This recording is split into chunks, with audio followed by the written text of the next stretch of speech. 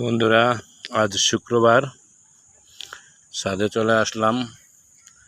সারাদিন অনেক বর্ষা হয়েছে, অনেক ঠাডা বিজুলি, অনেক বর্ষা হয়েছে।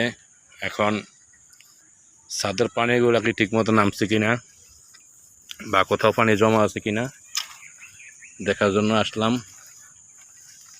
সেই সাথে আমার এখানে ডালিমটা নিয়ে আগে খেয়ে ফেলেছে। দুইটা ডালিম ছিল, কোনটা যেন নিয়ে খেয়ে ফেলেছে। সেই সাথে একটু গাছগুলো আপনাদেরকে দেখাইতে আছি। এই যে পেয়ারা দেখেন, আল্লাহর রহমতে কত পেয়ারা, কত পেয়ারা দেখেন। এই যে এই যে দেখেন, এই একটা গাছে আল্লাহর রহমতে কয়েকশো পেয়ারা, কয়েকশো। আজকে অবশ্য এই মাছের, এই যে দেখেন মাছের ময়লা, মাছ কুড়ার পরে যেই পেটি ময়লা বের হয় এগুলা ড্রামে দিয়ে দিছি, সার হিসাবে কাজ করবে। এবং এই মাছের পচা মাছ বা গুঁড়া মাছ এগুলা দিলে হয় কি, গাছের ফুল ফল অনেক বৃদ্ধি পায়। এটা ম্যাজিকের মতো কাজ করে গাছের জন্য।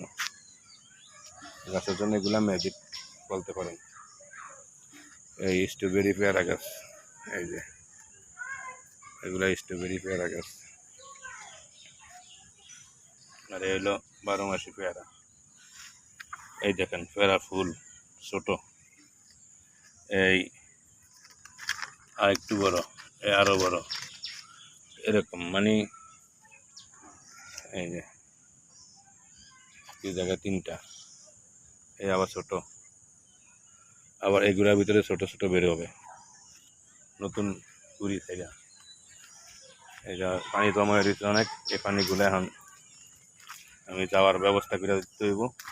কারণ এই পানি যদি যাওয়ার ভালো ব্যবস্থা করে না দিই তাহলে ছাদটা অল্পতেই অনেক ক্ষতিগ্রস্ত হবে। এজন্যই বৃষ্টি হওয়ার পর, বৃষ্টি শেষ হইতে হইতে সন্ধ্যা হয়ে গেছে, কিন্তু আমার অন্য এক জায়গায় কাজ ছিল, যাওয়ার দরকার ছিল।